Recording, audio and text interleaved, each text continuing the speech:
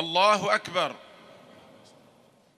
স্থানীয় সময় শুক্রবার জুমার নামাজের পর কাতারের জাতীয় মসজিদে অনুষ্ঠিত হয় হামাসের রাজনৈতিক শাখার নেতা ইসমাইল হানিয়ার দ্বিতীয় জানাজা। এতে অংশ নেন লাখ লাখ মুসল্লি। ছিল কড়া নিরাপত্তা। এ সময় অশ্রুসিক্ত নয়নে প্রিয় নেতাকে বিদায় জানান ভক্তরা। রাজধানী দোহার বৃহত্তম ইমাম মুহাম্মদ বিন আব্দুল ওয়াহাব মসজিদে জানাজার নামাজ আদায় করা হয়।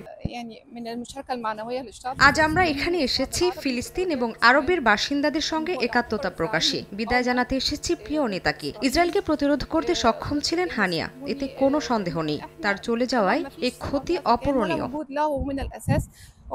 এর আগে কাতারে পৌঁছায় তার মরদেহ বহনকারী বিমান। পরে ইসমাইল হানিয়ার কফিনের কাছে কান্নায় ভেঙে পড়েন তার প্রিয়তমা স্ত্রী। বলেন, ইহকাল ও পরকালে তিনিই তার সঙ্গী। এদিকে হামাস নেতা হানিয়ার স্মরণে শুক্রবার জাতীয় শোক ঘোষণা করেছে তুরস্কের প্রেসিডেন্ট রিসেপ তাইপ এরদোয়ান। ফিলিস্তিনিদের প্রতি সংহতি জানানোর পাশাপাশি গাজায় চলমান ইসরায়েলি বর্বরতার তীব্র নিন্দা জানায় আঙ্কারা। একইভাবে একদিনের শোক ঘোষণা করেছে পাকিস্তানও। শুধু তাই নয়, হানিয়া হত্যাকাণ্ডের কঠোর সমালোচনা করে পাকিস্তানের প্রধানমন্ত্রী শাহবাজ শরীফ একে আন্তর্জাতিক আইনের স্পষ্ট লঙ্ঘন বলে উল্লেখ করেন।